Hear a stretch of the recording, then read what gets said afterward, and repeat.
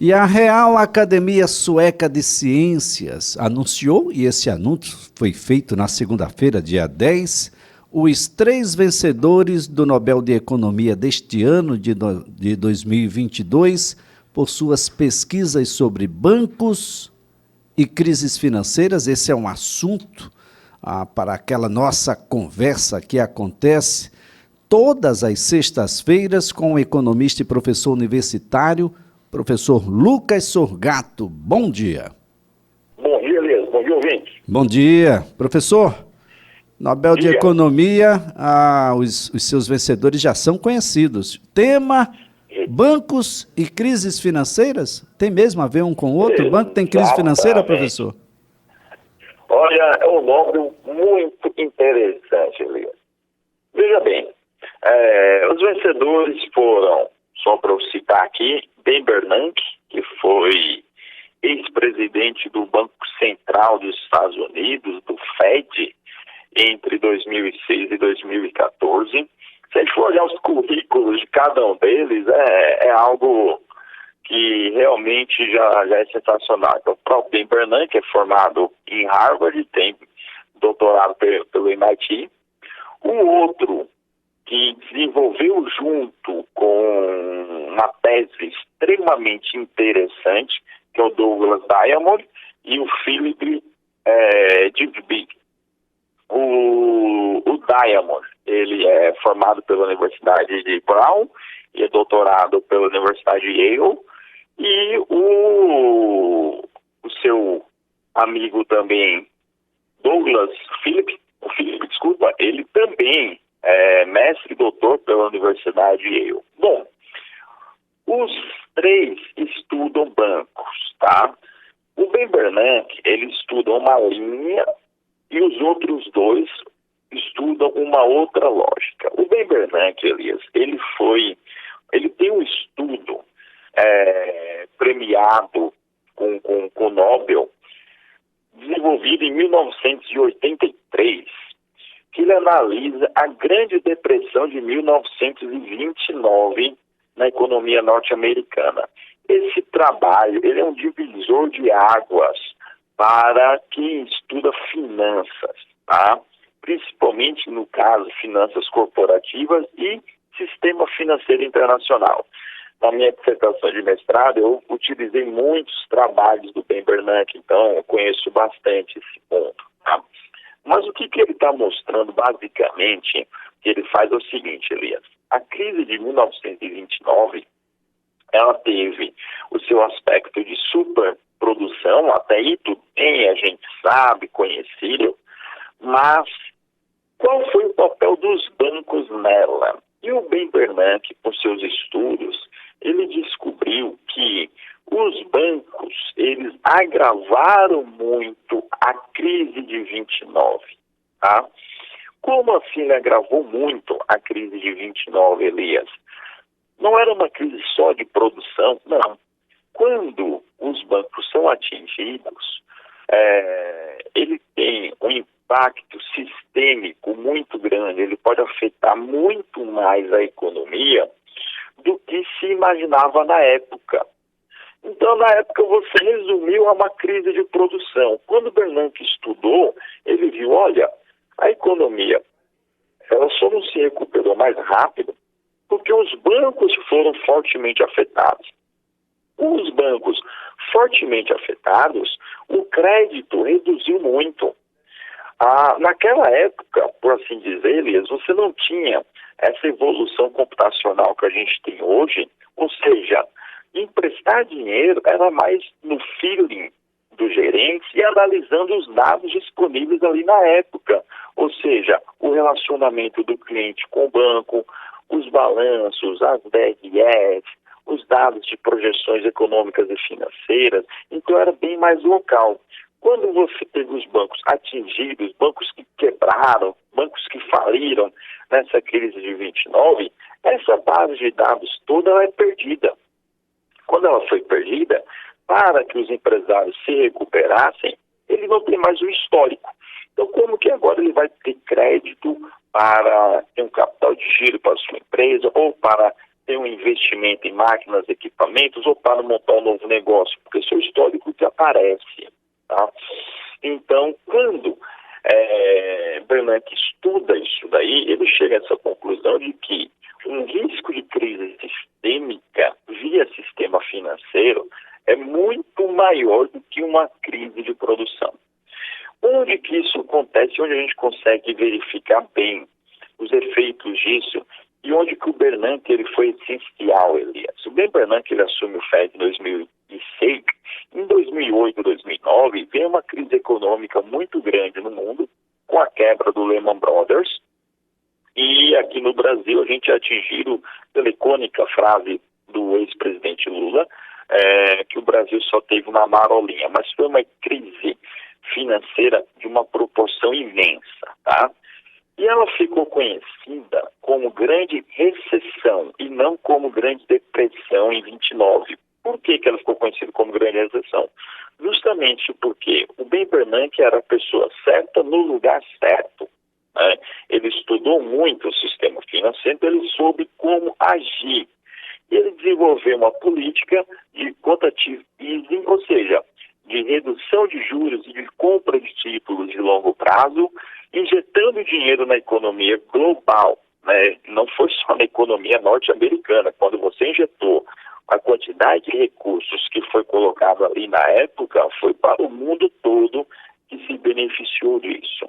E por que ele fez isso? Porque, segundo os estudos dele, uma crise sistêmica, se escalasse da forma como se imagina, seria muito prejudicial para a economia americana e para o mundo todo, Elias. Então, nesse ponto daí, é essencial o estudo que foi feito e foi laureado agora, reconhecido sabiamente pela Academia Sueca, justamente porque teve até um efeito prático dessa aplicação. Bom, isso daí então foi o estudo do Bernanke, de 29, sendo aplicado e sendo mostrado que bancos em determinados momentos, Elias, são grandes demais para quebrar, tá? Quando a gente vai para os estudos do Diamond e do Dybvig, que são estudos essenciais também, porque eles montam em conjunto uma teoria, Elias. E essa teoria, ela é utilizada até hoje, tá? Que é o que a gente chama de modelo Diamond e Dybvig. Tá? Então, assim, ele é muito canônico para a compreensão de crises bancárias. E ele também ajuda a responder muito por que os bancos existem, né? Ele também mostra por que existe um descasamento muito natural entre um passivo sólido dos bancos e o ativo. Ele demonstra muito a questão do processo de multiplicador bancário, do processo de alavancagem bancária e também da vulnerabilidade dos bancos, tá? Essa vulnerabilidade dos bancos também foi vista em 2008, 2009 na Grécia. Vou explicar aqui essa vulnerabilidade. E aconteceu no Brasil. Se chama corrida bancária. Os bancos, eles não são protegidos pela corrida bancária. O que é isso daí? Pensa bem, a gente vai, tem lá todo o nosso dinheiro aplicado no Banco do Brasil. E chega uma crise econômica e todo mundo quer ir lá no Banco do Brasil sacar o seu dinheiro. Tem dinheiro para todo mundo? Não.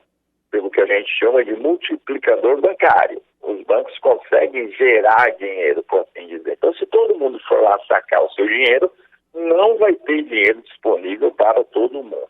Tá? Então, isso aqui é uma vulnerabilidade intrínseca dos bancos. Isso aconteceu no Brasil, no Banco do Barão de Mauá, lá na época do Império ainda, né? Jogou-se uma fake news, todo mundo correu para o banco sacar o seu dinheiro, o banco não tinha dinheiro para todo mundo e entrou em falência, tá? E aí foi o princípio do fim do Barão de Mauá. E Quando foi na crise de 2008, 2009, um dos países mais afetados do mundo foi a Grécia. Já sabendo dessa vulnerabilidade bancária, já sabendo do impacto que uma crise econômica financeira tem, já sabendo que uma corrida bancária é extremamente danosa, o que é que o governo grego fez? Limitou os saques. Então, independente de quanto que você tinha na conta, o governo limitou a 50 euros de saque no caixa eletrônico. Então, foi uma das limitações que aconteceu, né? E por que fizeram isso? Justamente para conter uma possível corrida bancária de todo mundo sacar dinheiro e quebrar um banco, já que pelos estudos do Bernanke, pelos estudos do Diamond, mostrava que os efeitos de uma corrida bancária, o efeito sistêmico de se quebrar um banco seria muito nocivo mesmo, tá? Então, mais ou menos o que eles fizeram foi isso aí. O modelo deles é uma ferramenta que se utiliza de um outro Nobel de Economia, Elias, que é o Nobel de Teoria dos Jogos, tá? Então, basicamente, o modelo do Diamond, que agora ganhou o Nobel, se baseia em um outro Nobel de Teoria dos Jogos para poder montar qual seria a sua matriz de pagamentos. Então, é extremamente interessante e já se viu, como comentei aqui para vocês, em dois momentos históricos da economia global, mostrando como que a teoria econômica afeta o nosso dia a dia, Elias. É bastante interessante, não é, professor? Porque a gente poderia sintetizar de que os três, em conjunto, termina destacando qual é o papel dos bancos nos diversos ciclos econômicos e por que se torna necessário evitar colapsos bancários e com essa síntese a gente pode explicar ações que foram realizadas aqui no Brasil. O governo Fernando Henrique, acredito, nós tivemos um socorro ao sistema bancário naquela oportunidade, agora em 2020 uma nova situação, talvez isso explique a necessidade do sistema bancário manter-se sólido e com isso a economia a ter possibilidades de recuperação, professor?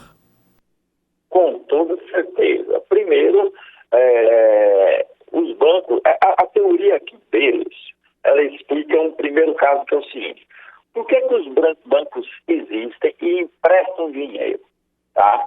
Olha, ele empresta dinheiro, basicamente, o seguinte fato: se eu emprestar para o Elias, eu vou cobrar uma determinada taxa e eu vou ganhar muito mais dinheiro com isso do que se eu pegar meu próprio recurso e investir no mercado real. Tá? Para o Elias, que está do outro lado, ele pensa: olha, eu quero montar um negócio. Qual a possibilidade que eu tenho? Eu posso vender a minha casa, por exemplo, eu posso vender meu carro, eu posso ir lá no banco. Vender a casa, vender o carro, vai ter uma limitação, porque vai chegar uma hora que você precisa de 50 mil, a sua casa vale 1 milhão, você não pode vender só o quarto, né? Você não pode vender só a cozinha, você tem que vender o imóvel todo. Então o banco ele entra para fazer essa intermediação. E aí você foi uma situação muito interessante. Quando a gente pega a crise bancária, a gente tem que tentar, de fato, deixar mais sólido. O Brasil hoje é um dos países mais sólidos no seu sistema bancário, no seu sistema financeiro no mundo, Elias. Foi feito lá atrás do governo Fernando Henrique, entre 1996 e 1998, alguns programas, entre eles os mais conhecidos foram o PROEF e o PROER, né? Foram programas de reestruturação do sistema bancário, do sistema financeiro. Então, vários bancos públicos foram liquidados ou foram vendidos, privatizados. A lógica dentro do sistema também mudou. Isso aí serviu para dar uma solidez bancária para o Brasil muito grande. Então, como eu falei para você, hoje o Brasil é um dos países mais sólidos no sistema financeiro. Entretanto, também é um país onde você tem por assim dizer, um risco muito alto e os bancos se utilizam disso, tá? Consequência disso, nosso crédito fica mais caro, nossa forma de se pagar se torna também mais lenta, por assim dizer. Então você tem aí pontos positivos dessa solidez e também alguns pontos negativos, tá? Vou dar um exemplo de alavancagem. Nosso sistema, ele consegue ser alavancado 3, 4 vezes. O sistema norte-americano, ele consegue ser alavancado 40 vezes, Elias. Tá? Eita, Lucas, significa que o crédito é lá muito mais fácil, muito mais barato? É. Só que o risco lá também é muito mais alto. Por exemplo, uma taxa de inadimplência de 2,5% pode colocar em xeque toda a economia, que foi o que aconteceu em 2008, lá nos Estados Unidos. Aqui no Brasil, não. Aqui eu preciso, para colocar em xeque, uma taxa de inadimplência próxima a 30%. Tá? Por consequência também, eu tenho tudo mais amarrado, tudo mais caro, dificulta o empreendedorismo, por exemplo. Então, a gente tem que estudar todos os lados. E a teoria deles é muito interessante para isso. Tanto a do Diamond de para poder entender a importância dos bancos, quanto a do Ben Bernanke para mostrar, olha, um banco quebrar é muito grave, o risco sistêmico é extremamente alto e a gente não pode permitir que isso aconteça, porque os efeitos são extremamente nocivos. Então a lógica dos três se complementam muito bem, Elias. Mas só lembrando aqui o Irineu Evangelista de Souza, o Barão de Mauá, que em determinado momento foi o majoritário do Banco do Brasil. O Banco do Brasil já pertenceu ao Barão de Mauá, que comprou tudo quanto foi de libra esterlina, vendeu libra esterlina na época a preço de banana e ficou com praticamente toda a moeda brasileira da época no seu banco, e depois todo mundo teve que correr para o banco dele para poder reaver, né? Não dava para comprar um sorvetinho com libra esterlina, né, professor? O rapaz foi bem ambicioso. Exatamente, né? Bom, mas Barão de Mauá, quanto empresário, quanto ideias inovadoras para o país, ele foi bem expressivo. Estava sempre adiante do seu tempo. Fazer depois um episódio falando só dele, Elias. Para a economia, ele tem uma importância muito alta. Estava sempre adiante do tempo dele, né? E a gente pode destacar que algumas coisas, né? O Barão de Mauá, ele vai criar aí a indústria a vapor que a gente conhece, a ferrovia, vai trazer iluminação para o Rio de Janeiro, iluminação a gás, enfim. É considerado o primeiro empresário do Brasil e é uma referência, né, em ideias extremamente avançadas. Talvez um certo ciúme do imperador da época tenha levado à ruína. Os rumores são muitos e a história não é muito bem contada. Professor Lucas Sorgato, é sempre um prazer tê-lo aqui. Uma ótima sexta-feira, excelente final de semana. Para você, Elias, para todos os ouvintes também. Professor Lucas Sorgato é economista e professor universitário, está conosco todas as sextas-feiras.